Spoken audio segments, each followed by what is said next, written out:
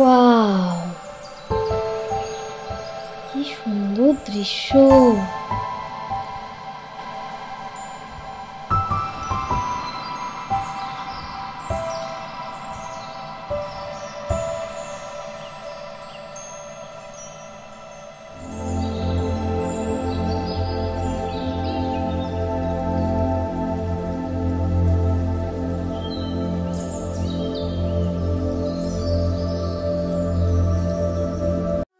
Hello guys, good morning. কেমন আছো তোমরা সবাই? পুজো কেমন কাটলো কমেন্টে ডেফিনেটলি জানিও। আমার শরীর এখনো খুব খারাপ। কালকের ভিডিওতে বলেছিলাম আজ সকালে নেক্সট ডেস্টিনেশনে আমরা সবাই তাড়াতাড়ি সকালবেলা উঠে যাব, কিন্তু দুঃখের বিষয় আমার আর যাওয়া হলো না। শেষ পর্যন্ত দিব্যেন্দু যেতে চাইছে না, কিন্তু এত দূর এসে সবাই মিলে ফেরত যাওয়ার থেকে আমি ঠিক করলাম সবার সাথে কথা বলে দিব্যেন্দু বাকি বন্ধুদের সাথে জার্নিটা কমপ্লিট করব। আমি সেই সময়টা হোটেলে রেস্ট নেব। এই যে ওয়াই এর মতো ভাগ হয়ে যাচ্ছে রাস্তাটা, এই যে এই সাইড দিয়ে আমরা উঠে গেলাম, এই রাস্তাটাকে বলে ওয়াই জাংশন। পাস যাওয়ার রাস্তাটা এত প্রাকৃতিক সৌন্দর্যে ভরা, মন করে যেখানে সেখানে দাঁড়াই, সূর্যের আলোটা পাহাড়ের উপর পড়ছে, সেখানে দাঁড়িয়ে একটু সময় কাটাই।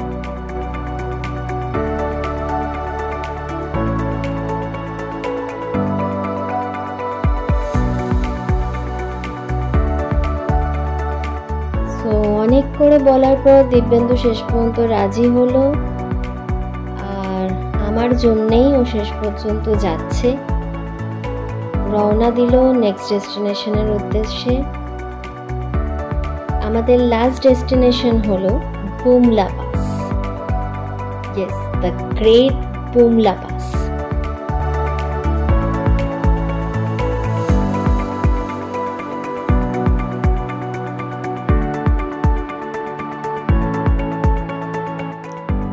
বুমলা পাসের সম্পর্কে একটু বলি।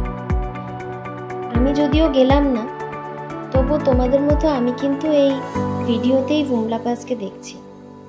তো বুমলা পাসে দিব্যেন্দুর মুখে যতটা শুনেছি, চীনের তিব্বতের সীমান্ত আর আমাদের ভারতীয়দের যে সীমান্তের সংযোগস্থল, সেটাই হলো বুমলা পাস।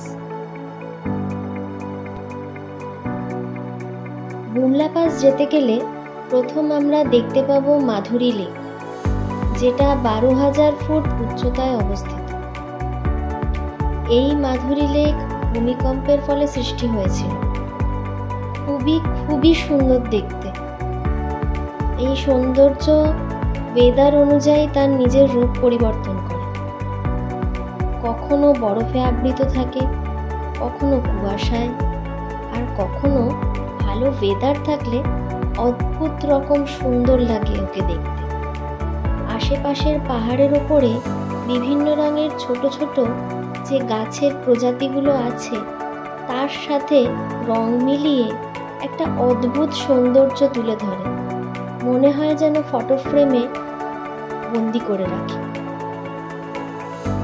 আজ অবশ্য ওয়েদারটা ক্লিয়ার, তবে আমি যতটা শুনেছি আর লোকের মুখেও বলতে শুনেছি, এই মাধুরী লেকটা নাকি বলিউডের মাধুরী দীক্ষিত ওর নামে নাকি রাখা, কারণ ওনার সৌন্দর্য খুব অপরূপ এবং এই লেকটার সৌন্দর্যও নাকি খুব অপরূপ।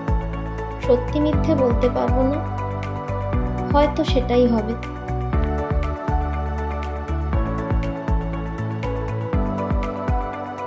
বুমলা পাস শনিবার ও রবিবার বন্ধ থাকে এবং হলিডেগুলোতে ডিসি অফিসটাও কিন্তু বন্ধ থাকে, যার জন্যে পারমিটটা পাওয়া মুশকিল হয়ে দাঁড়ায়।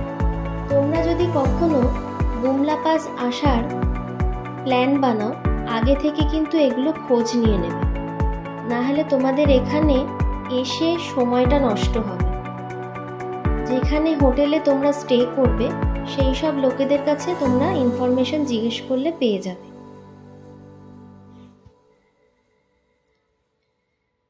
বুমলা পাসে আসার সব থেকে ভালো সময় হচ্ছে জুন থেকে অক্টোবর। আমি মাস হিসেবে বলছি জুন থেকে অক্টোবর, কারণ এই সময়টাতে মোটামুটি যাতায়াত করাতে যায় এবং রাস্তাঘাট খোলা থাকে। নভেম্বর মাস থেকে এখানে বরফ পড়তে শুরু করে এবং এপ্রিল মাস পর্যন্ত পুরোপুরি একরকম বরফে পুরো আবৃত থাকে। যতটুকু আমার জানা আছে, জানুয়ারি থেকে এপ্রিল পর্যন্ত রাস্তা এরা বরফের জন্য বন্ধই করে রাখে, বুমলা পাসে ভিজিট করতে দেয় না।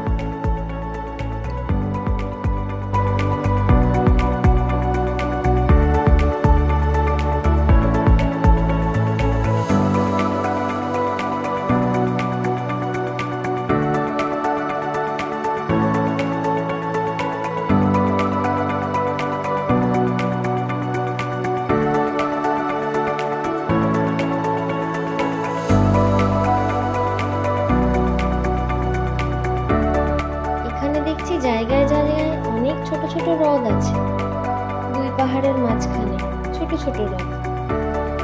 অবশ্য আমি এদের নাম জানি, কিন্তু দেখতে ফাটাফাটি লাগছে।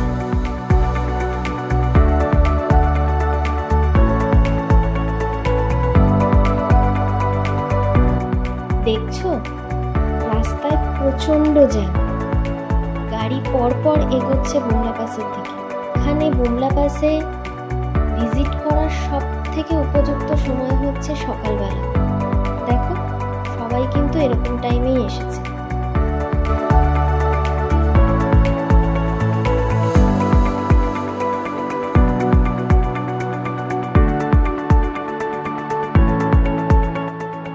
বুমলা পাসে যেতে গেলে আমাদের একটা পারমিটের প্রয়োজন। তাওয়াংয়ে আসার আগেই আমরা সবাই হোটেলে বলেছিলাম বুমলা পাসে যাওয়ার পারমিটটা বানিয়ে রাখতে, যাতে সময়টা নষ্ট না হয়। বুমলা পাসে যেতে গেলে একটা পারমিট লাগে, কারণ এটি ভারত চীন সীমান্তে, তাই ভারতীয় নাগরিকদের সেখানে যাওয়ার অধিকার আছে উইথ পারমিট, এবং সঙ্গে ডকুমেন্টগুলো থাকলে তবেই অ্যাপ্লাই করা যায়। এই পারমিটটা পেতে আমাদের তাওয়াংয়ের ডিসি অফিসে গিয়ে অ্যাপ্লাই করতে হতো। নিজেদের পরিচয়পত্র, ফটোকপি এবং গাড়ির কাগজপত্র দিয়ে, কারণ সেটার সাথেই আমরা ওপরে উঠব। তো সেটা আগেই আমরা হোটেলের লোকেদের কাছে পাঠিয়ে দিয়েছিলাম, তারাই অ্যাপ্লাই করেছে আমাদের হয়ে, এবং পারমিটটা অ্যাজ ইউজুয়াল ওনাদের কাছে আছে। তো আমার বন্ধুরা সবাই ওগুলো কালেক্ট করে ওরা বুমলা পাসের দিকে এগিয়ে গেছে। সঙ্গে সঙ্গে পারমিটটা অ্যাপ্লাই করলে মিনিমাম একদিনের সময় লাগে। আজকে অ্যাপ্লাই করলে হতে পারে বিকেলবেলা বা কালকে সকালের মধ্যে পারমিটটা পেয়ে যাবে। কিন্তু বুমলা পাসে অ্যাকচুয়ালি গিয়ে সব কিছু দেখার উপযুক্ত সময় হচ্ছে সকালবেলা। দুপুরের মধ্যে ফেরত চলে আসাটাই ভালো, কারণ তারপরে বেশিরভাগ টাইমে ওয়েদার খুব আনপ্রেডিক্টেবল থাকে। তো ওখানে দেখার মতো বা সৌন্দর্য উপভোগ করার মতো সেই অবস্থা থাকে না। অবশেষে আমরা পৌঁছালাম বুমলা পাসে। এই যে দাঁড়িয়ে আছি বুমলাতে, দেখো ওই দূরে আমাদের বাইকটা দাঁড়িয়ে আছে, আমাদের প্রাইম। কি লাগছে ওকে দেখতে, অপূর্ব।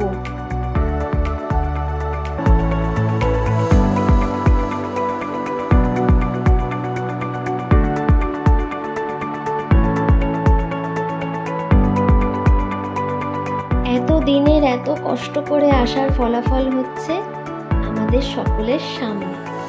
এই যে দেখো, সবাই ভিড় করে দাঁড়িয়ে আছে। এই পাটটা হলো ভারত এবং ওই পাটটা হলো চীন। ওই দড়ির মাঝখানটাই হচ্ছে বর্ডার। সবাই এখানে কিছুক্ষণ দাঁড়িয়ে সময়টা কাটাবে। এই যে অপূর্ব একটা অনুভূতি, এত কষ্ট করে এত দূর পর্যন্ত জার্নি করে পৌঁছানো, এইটা সবাই মিলে একটু এনজয় না করলেই নয়। সারাটা জীবন এই স্মৃতি ক্যামেরাবন্দি হয়ে থাকবে।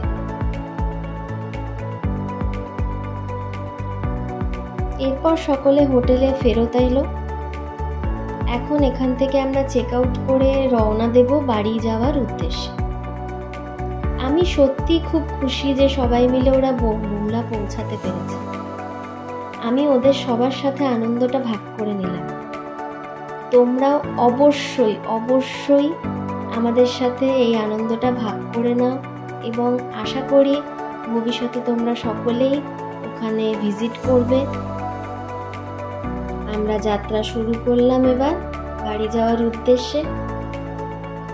টাটা, অরুণাচল আবার দেখা হবে। খুব খুব খুব ভালো লেগেছে এখানে এসে।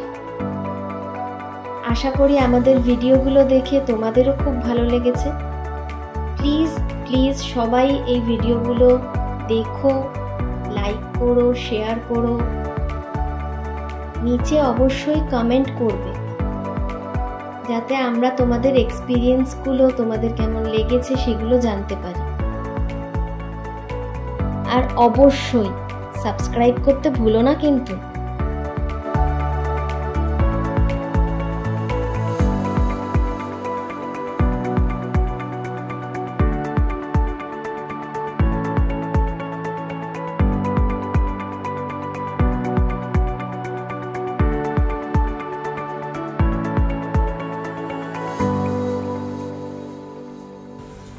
হ্যালো গাইস, গলাটা এখনও ভাঙা। গত দুদিন আমি ভীষণ শরীর খারাপ ছিল আমার। জাস্ট কি বলবো, 102 জ্বর, গলা ভেঙে গেছে, একটা হালকা নিউমোনিয়া মতো হয়ে গেছিল। অ্যান্টিবায়োটিক চার্জ করার পর এখন একটু বেটার ফিল করছি। রাইট নাও আমরা এখন আছি জাঙে। আমাদের প্ল্যান ড্রপ হয়েছে, অন দ্য ওয়ে আমাদের প্ল্যান চেঞ্জ করতে হয়েছে বিকজ আমার শরীর খারাপের জন্য। কালকে আমাদের অ্যাকচুয়ালি যাওয়ার কথা ছিল বুমলা, তো আমার শরীর খারাপের জন্য আমি আর যেতে পারিনি। আমার হাজব্যান্ড দিব্যেন্দু আর আমাদের বাকি বন্ধুরা ওরা বুমলা গেছে। Finally we reached Bumla. বুমলাকে আমরা কাছ থেকে দেখলাম, ভালো লাগলো। আমি তো ভিডিওতেই দেখলাম, কারণ আমি তো আর যেতে পারিনি। কিন্তু ওদের এই যে এতটা জার্নি করে, এত কষ্টটা সহ্য করে যে আসা, সেই সব কিছু সফল হলো বুমলা যাওয়ার পর। সো ভিডিওগুলো দেখো তোমরা, তবে তোমরা বুঝতে পারবে বুমলা অ্যাকচুয়ালি জায়গাটা কেমন, কতটা উচ্চতা ওর, কতটা ঠান্ডা, মানুষ কতটা কষ্ট করলে ওই জায়গাতে পৌঁছাতে পারে। যাই হোক, রাইট নাও এখন আমি বলবো আমাদের স্টিল এখনও জার্নি অনেকটা বাকি আছে। আমাদের ফিরতে হবে কলকাতা, তার মাঝখানে অনেকগুলো স্টপ আছে। দেখা যাক আমার শরীর কতটা সাথ দেয় যে আমি ব্লগিংটা কন্টিনিউ করতে পারি।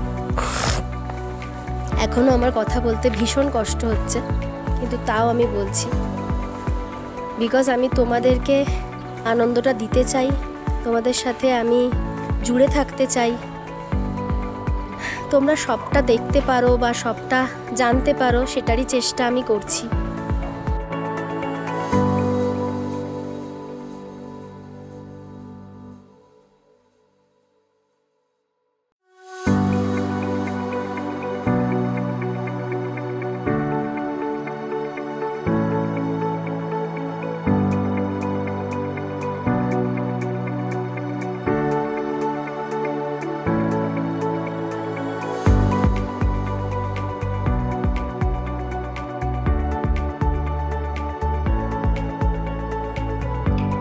অবশেষে পাহাড়কে বিদায় জানিয়ে আমরা নেমে এলাম সমতলের দিকে। মনটা একটু ভারী ভারী হয়ে আছে, কারণ এতদিনকার এই সুন্দর জার্নিটা শেষ হয়ে গেল। কিন্তু তবুও এবার আস্তে আস্তে বাড়ি ফেরার পথে এগোতে হবে। আজকের ভিডিওটা এখানেই শেষ বন্ধুরা। অবশ্যই তোমরা জানিও তোমাদের কেমন লেগেছে, আর দেখা হচ্ছে নেক্সট ভিডিওতে এমডি মেমোরিজের তরফ থেকে। অনেক অনেক অনেক শুভেচ্ছা তোমাদেরকে।